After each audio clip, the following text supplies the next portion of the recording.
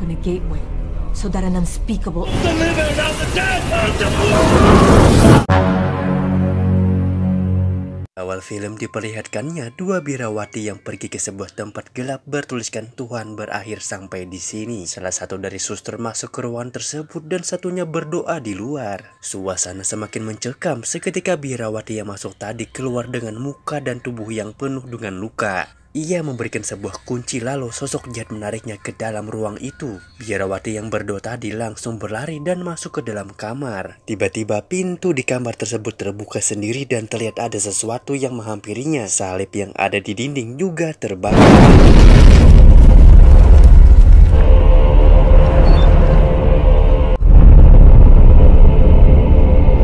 Entah kenapa, Suster Rade memutuskan untuk bunuh diri. Selang beberapa hari, seorang pemuda melewati sebuah gereja. Dia mendapati mayat dari biarawati yang gantung diri, yang dimakan oleh burung gagak, dan film pun dimulai.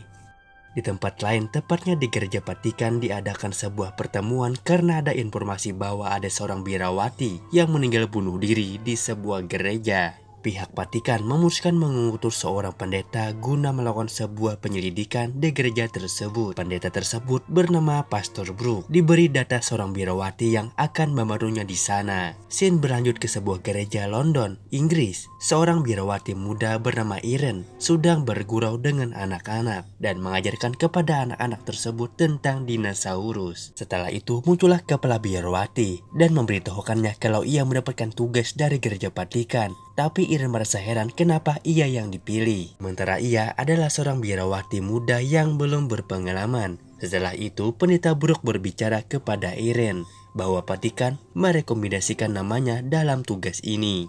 Dan sebelum lanjut, kalian ditegaskan untuk subscribe ke channel ini agar saya tambah semangat untuk menghibur kalian. Dan jika sudah subscribe, mari kita gaskan. Mendengar Brook juga berkata bahwa semua yang diperintahkan oleh gereja Vatikan pasti memiliki maksud tersendiri. Oh, no apology necessary. Yes. Romania. Sampailah Irene dan pendeta Brook ke rumah pemuda yang menemukan mayat biarawati yang gantung diri. Pemuda tersebut bernama Prenci. Yang baru membuka pintu, Brook memberitahunya bahwa ia adalah pendeta dan Irene adalah seorang biarawati. Mereka menemui Prenci untuk bertanya mengenai biarawati yang bunuh diri. Awalnya, Prenci tidak mau mengantarkan Irene dan Brook karena gereja tersebut dianggap gereja yang terkutuk oleh warga desa. Tapi karena Irene yang memintanya, maka Prenci akhirnya luluh dan mau mengantarkan mereka ke gereja terkutuk itu. Ketika mereka mau berangkat, pendeta Brook ini salah kereta sehingga Irene tertawa melihat hal itu. Or a life of total consecration. What, sister?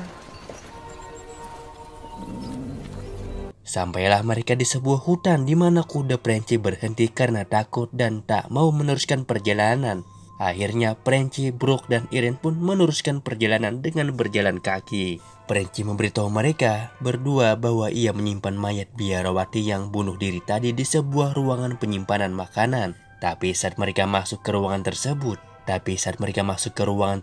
Prenci kebingungan karena ia melihat mayat tersebut dalam keadaan terbaring. Sedang sekarang mayat tersebut dalam keadaan terduduk. Brook berkata mungkin ia dikarenakan para biarawati lainnya yang memindahkan posisinya. Namun Irene tak yakin dengan hal itu. Brook melihat mayat tersebut dan mengambil kunci yang dipegang erat oleh mayat tersebut. Lantas mereka menguburkan mayat tersebut dengan wajar di kuburan. Irene melihat terdapat lonceng di atas kuburan. Brook berkata kalau lonceng itu berfungsi jika mayat yang di dalam kubur masih hidup. Ia bisa memberitahukan orang yang ada di atas dengan membunyikan lonceng tersebut. Saat mereka masuk ke dalam gereja, ada seorang biarawati yang mengintip ke jendela, kemudian pergi begitu saja. Dan keanehan lainnya terus terjadi seperti darah dari biarawati yang tewas. Gantung diri tadi masih segar. Walaupun sudah berminggu-minggu di dalam biarawati tersebut, mereka bertemu dengan kepala biarawati yang aneh. Kepala biarawati tersebut hanya duduk diam disertai wajah yang tak terlihat. Pendeta Brook mengenal dirinya dan memberitahukan kalau tujuan mereka ke sini untuk bertanya tentang seorang biarawati yang bunuh diri. Tapi sang kepala biarawati berkata kalau malam ini adalah malam kebaktian. Dan kepala biarawati itu menjawab pertanyaan mereka keesokan harinya. Irene dan pendeta dan Brook pun dipersilakan untuk menginap di penginapan milik gereja. Sedangkan Prence yang pulang di malam hari melihat seorang biarawati di tengah hutan. Dan ketika ia mengikutinya, ia malah kejatuhan biarawati yang mengerikan.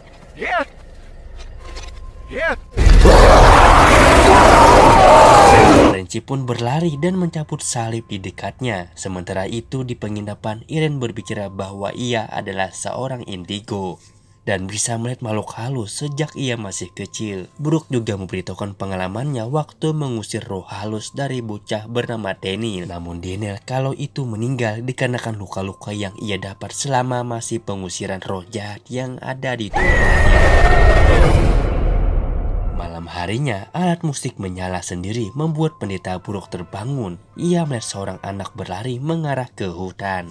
Setelah sampai ke hutan, ternyata itu adalah si Daniel yang memutahkan seekor ular, lantas menyerang pendeta tersebut. Brooke lantas terjatuh ke dalam sebuah peti, lalu peti tersebut terkubur dengan sendirinya.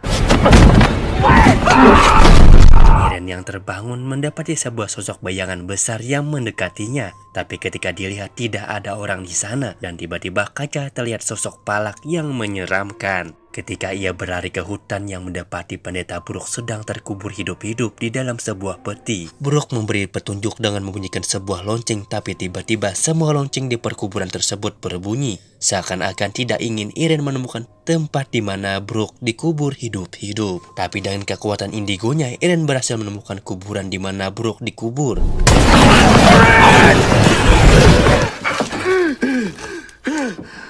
Setelah keluar, ia melihat terdapat banyak buku-buku di peti tersebut. Ia pun mengambil beberapa buku untuk dibawa guna mengetahui apa yang sebenarnya terjadi. Brooke dan Irene lantas membagi tugas mereka. Brooke akan berbicara dengan para biarawati, sementara Irene mencari tahu perihal kunci yang mereka temukan pada mayat biarawati. Ketika Irene pergi ke pelataran gereja, terlihat sosok bayangan yang mengintip di jendela. Irene segera bergegas untuk mengikutinya dan sampailah ia di ruangan di mana ada seorang biarawati yang sedang berdoa. Saat Irene mau melihat biarawati tersebut, ia dicegat oleh seorang biarawati lain yang bernama Suster Oana. Ia berkata bahwa yang sedang berdoa itu adalah seorang biarawati bernama Suster Rod. Dia sedang berdoa sehingga tidak bisa diganggu.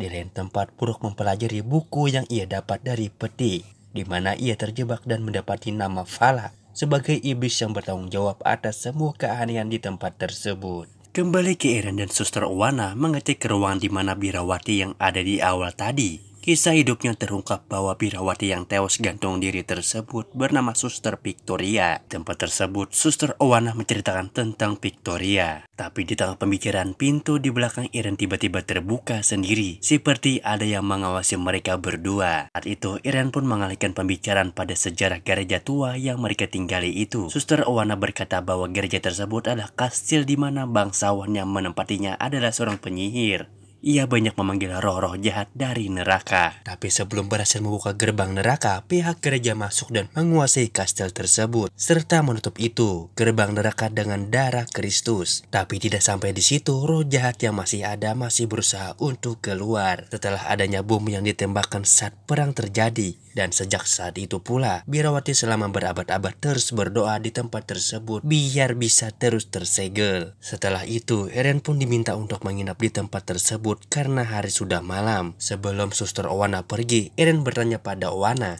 tentang kunci yang dipegang oleh Suster Victoria. Tapi Irene berkata tidak mengetahui apapun tentang kunci itu dengan wajah ketakutan. Saat itu, Brooke mencari tahu lebih banyak mengenai Valak. Di situ, kepala biarawati memberitahu bahwa ia sudah terlambat. Brooke yang penasaran membuka cadar dari kepala biarawati tersebut dan betapa terkejutnya bahwa selama ini kepala biara yang berbicara hanyalah tulang belulang. Irene yang bermimpi aneh tentang patung Bunda Maria seketika terkejut dan bangun dari tidurnya. Ia melihat sosok hitam dan berkata, "Tuhan menyelamatkanmu." Kemudian datang sosok lain menuntun Irene ke sebuah tempat rahasia. Di pintu dengan tulisan "Tuhan berhenti sampai di sini." Ia melihat Valak dan seketika itu ia terisap karena ketakutan. Irene pun berlari sekencang-kencangnya sampai dibekap dari belakang oleh Suster Oana. Suster Oana meminta Irene untuk pergi ke ruangan doa karena seluruh biarawati akan mulai doa bersama untuk membelenggu roh jahat tersebut. Irene yang sudah datang ke tempat doa mendapati Suster Oana sudah meninggal dalam keadaan yang mengenaskan. Di ruang doa datang sekelompok birawati, mereka menyuruh Eren untuk tetap berdoa tanpa henti. Bahkan ketika ia melihat dan mendengar sesuatu, ia harus tetap berdoa. Seketika itu para birawati tersebut terpental, menyisakan Eren yang berdoa seorang diri. Eren dicambuk oleh sosok yang tak kasat mata, tapi ia terus berdoa hingga bekas cambukan tersebut berbentuk lambang dari Satanis.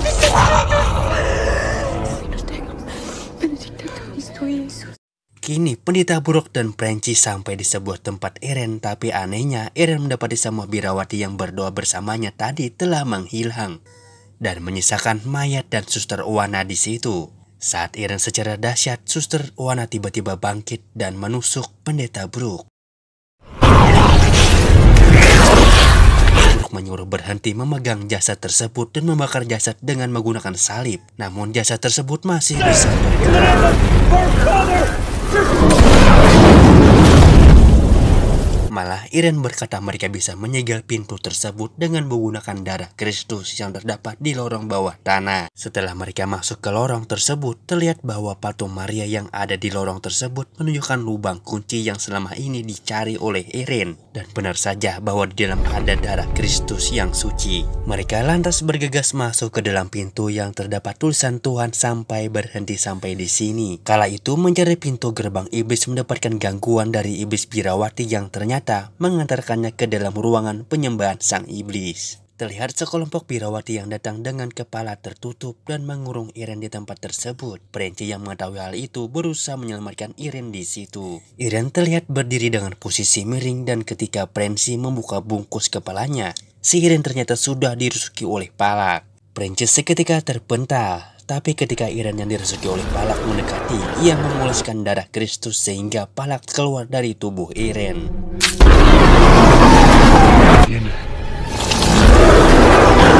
Di situ Palak mencekik Prenci sampai tak sadarkan diri, sementara Eren terpental ke sebuah kolam di ruangan tersebut. Pendeta buruk yang mau menolong Eren malah dicekik oleh ular Daniel yang kemudian menggigit mata dari pendeta tersebut.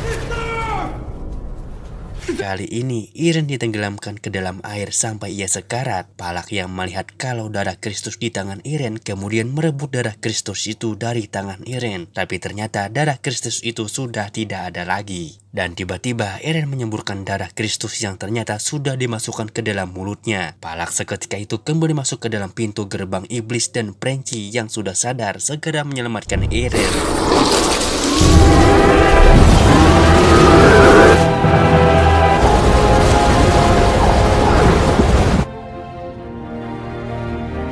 Keesokan paginya, Prenci, Eren, dan pendeta buruk mengemasi barang-barangnya untuk pulang. Dan di akhir scene, keanehan datang seketika diperlihatkannya pada leher Prenci yang terdapat tanda salib terbalik di lehernya dan film pun tamat.